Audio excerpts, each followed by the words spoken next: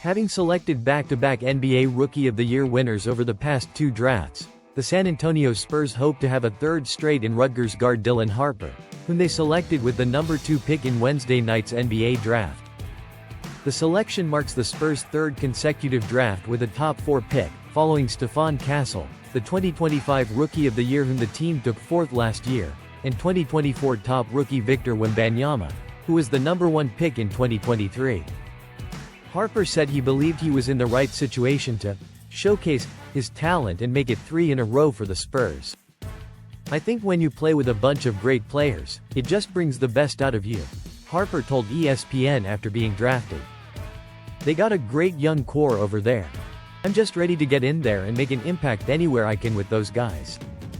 The addition of Harper, widely considered one of the elite guard prospects of this year's class, might seem redundant in San Antonio because of Castle and new point guard De'Aaron Fox. But Harper's versatility fits the mold the Spurs seek as they transition to playing positionless basketball. The team's brass isn't overly concerned with drafting for positional needs, believing the players ultimately develop and determine their niche within the system. At Rutgers, Harper showcased a knack for creating rim pressure, which will improve San Antonio's spacing as Wembanyama is already one of the elite floor spacing big men in the league. With the recent hiring of assistant coach Corliss Williamson and associate head coach Sean Sweeney, the Spurs are looking to ratchet up the pressure on a defense anchored by Wembanyama, last season's blocked shots leader. At 6'6", Harper has the length to become a key cog in what could become one of the league's most suffocating units.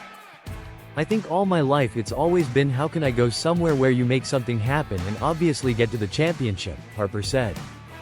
"I think with that young group, they're in the right direction. They've got a great everything, man, from the front office to the equipment manager to the video guy. They all around are great. I think the coach over there is great. I'm just happy that I'm a part of it now." This draft marked San Antonio's first in nearly 30 years without Hall of Famer Greg Popovich as coach. But the 76-year-old has remained highly engaged in the team's draft process, as it works to surround Wembanyama with versatile two-way players capable of contributing reliable outside shooting. San Antonio stuck with that philosophy in selecting the bouncy, athletic, 3-and-D forward Carter Bryant of Arizona with the number 14 pick despite a need to add depth behind Wembanyama in the frontcourt. In addition to logging 37 blocks last season, 7th most by a freshman in Arizona history, Carter shot 37.1% from deep in his lone season with the Wildcats. Harper, meanwhile, showcased a knack for consistently creating rim pressure in college, which will improve San Antonio's spacing as Wembanyama is already one of the elite floor spacing big men in the league. In other moves, the Spurs traded the number 38 overall pick to Indiana Pacers for a future second-round pick and cash considerations.